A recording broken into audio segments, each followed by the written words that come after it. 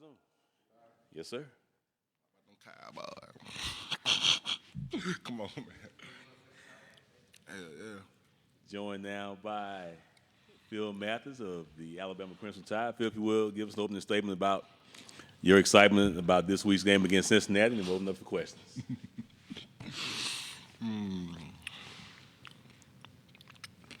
We started? Yeah. For real? Yeah. Oh, what'd you say it again? Give us an opening statement about your thoughts on your excitement about playing on Friday, and then we'll open up for questions. Man, I'm happy to be here with my teammates. We enjoying our time here at the Cotton Bowl, and we just getting better, as the week come, preparing for the game, and we gonna take it day by day, enjoy our time here, but also we gonna get that work in. Our first question comes from Joey Blackwell.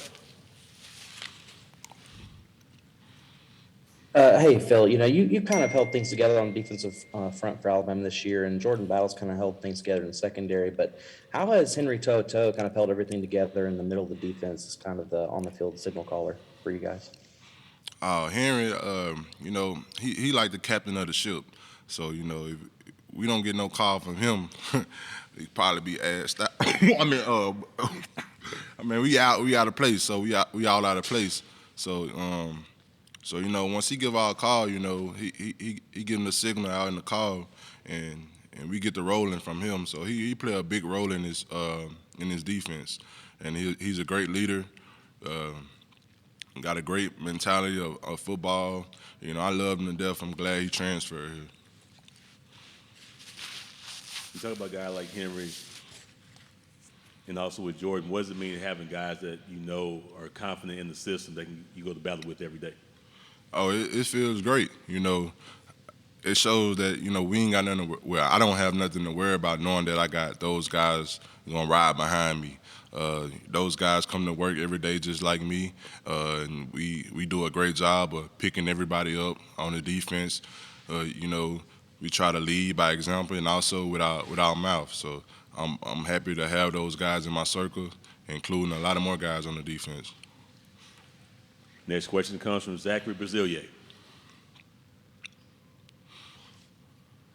Phil, what do you remember the most about Jerome Ford, and kind of how do you think he's improved just watching film?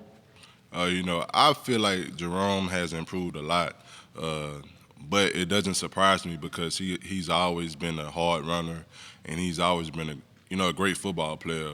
Just being here as his freshman year and like that. So, he's always been a great guy to be around. He's real cool, and I'm happy to go up against him, on a different sides. Next question from Skylar Dixon. What's it like going up against, I don't know how frequently you've played against a guy that you were teammates with or whatever, and I guess in the transfer portal era there's a lot more of that, but what will it be like to be in a game like that against somebody that was a teammate? Different or not that different? I don't think it's different. Because for me, I practice against Jerome in, spring and fall camp, so I'm pretty familiar, just playing against him. But, by him being on a different team, I feel like, once you family, and but we going to war. So, after the game, I see him, I win or lose, hug and dap him up. That's still my family, and I always remember him as one of my brothers. Next question from John Talty. That's great. Hey, Phil. Guys before you talked about how the Texas A&M loss was, a turning point for this season. Was there a specific moment or, a time where you could tell that, the team was different, that, the switch had been flipped? Most definitely. I feel like, Texas A&M was a turning point. It showed a lot of guys, how it feel to lose and, how it feel to be down. So we got that experience early, so we know how it feel to be down and out the world, against you. So you don't want to feel like that no more. So, we just took that as motivation and tried to get better every week. We still had battles that we had to fight, but we overcame and we stuck together as a family and got through a lot of things. And I think that would make this team so strong that, we fight together no matter what. Next question from Paulo Ugedi. Hey, Phil, you talked about Jerome a little bit, but you guys also have some transfers on your side of the ball, that have helped you guys out this season. What's it like to see kind of the influence of the transfer portal on your team, but also just on the game in general? I'm happy for my teammates, that transferred in. Those guys came in and they created a lot of value for themselves, and I'm just proud to say, they're my teammates, and no matter what they go through, I'm gonna always be here to support them. That's all I really have to say about that. Next question from Chris Vanini.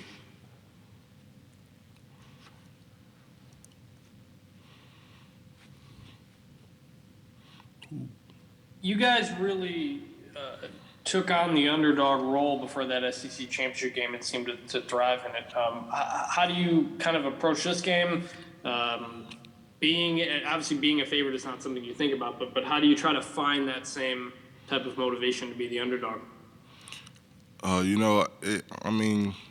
feel like we was the underdog way before that game, and but coming into this game, we just gotta have that mentality that it's a 2-game season, and everybody that we play, they're gonna be good. They here for a reason, so we gotta bring our best, and just have that mentality that it's win or lose, or do or die. So you don't get no redos in this. So it's a 2-game season, or it can maybe be 1. So we just gotta have that mentality that we're gonna go out here and do our job. Everybody play on the same level. Everybody on the same page, and it's all about whoever wanted it the most.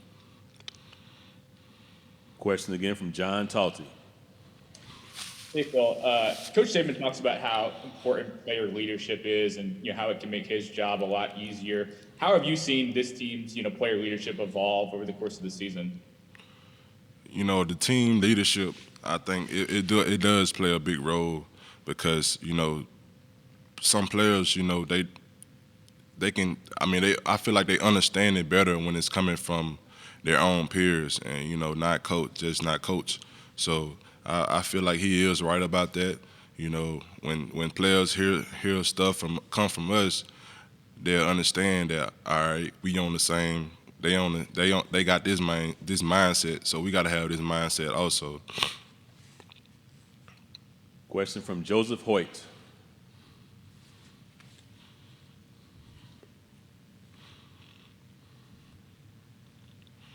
Hey, Phil, this is Joseph Boyd from the Dallas Morning News. A lot of the talk with Jerome is the fact that he's been able to get opportunities at Cincinnati and kind of run with it.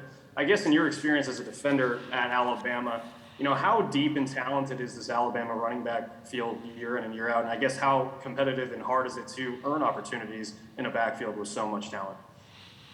Like I say, man, Jerome always been a great runner, and he had to do what he had to do to, he had to make his decision on what he wanted to do.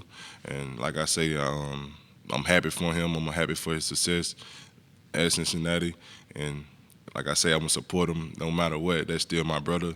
He just on a different side now, and we just gonna be, going to war with each other.